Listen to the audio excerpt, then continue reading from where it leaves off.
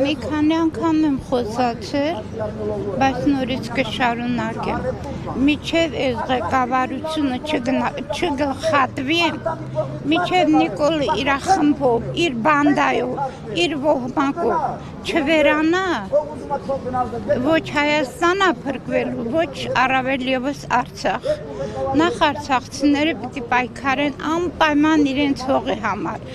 Արցախը Նիկոլի հոր տունը չէր, որ վաճառեց, փողով վաճառեց իր աղբերներին։ Երկրորդը, նույնը սպառվում է Հայաստանին։ Ես միջև հիմա ինչ ասել եմ կատարվել է, չգիտեմ ինչ ճանաչում եք, չեք ճանաչում, ես Արցախի հերոս Դավիթ Հարոշանյանի մայրն եմ։ Միջև հիմա ինչ ասել եմ կատարվել է։ Սյունիքը հանձնում է, Մեղրին հանձնում է, Շամշադինը հանձնում է, Երևանում ենք ապրելու մենակ, Երևանն էլ չի մերը։ Միջև ժողովուրդը դուրս չեկավ, թե մեզ գլխաքանակ է պետք, թեկուզ դատար գլխով մեզ գլխաքանակ է պետք, պիտի պայքարենք, հերոսատին ծնողներ, զոհվածներ, անհետ կորածներ, Հայաստանը փրկության կարիք ունի,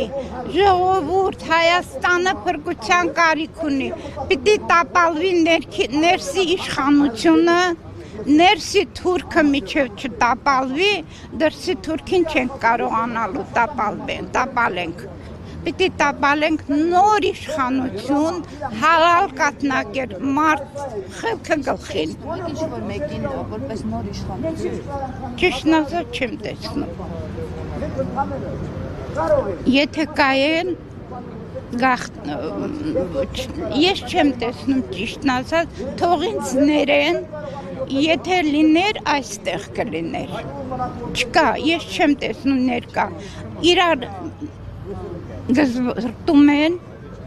ազգային ժողովը են ինչա։ Ես ամաչում եմ, որ ես ազգային ժողովը, իմ ազգային ժողովն է։ Ես ամաչում եմ, որ իմ ղեկավարը Նիկոլն է։ Ես ամաչում եմ, որ իմ ղեկավարությունը գնում է ասում Հայաստանը, Արցախը Ադրբեջանն է, ամբիոնում, Չեխիայի ամբիոնում։ Ես ռուսից նեղանում են, ռուսը ինչ անի, որ քո ղեկավարը գնում է Չեխիայում ասում է Ադրբեջան է,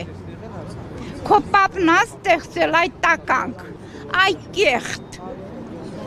մեր ղեկավարը հոգեկան շեղումներ ունի, պիտի այդ հոգեկան շեղում ունեցող մարդկանց իրա ոհմակով, իրա բանդայով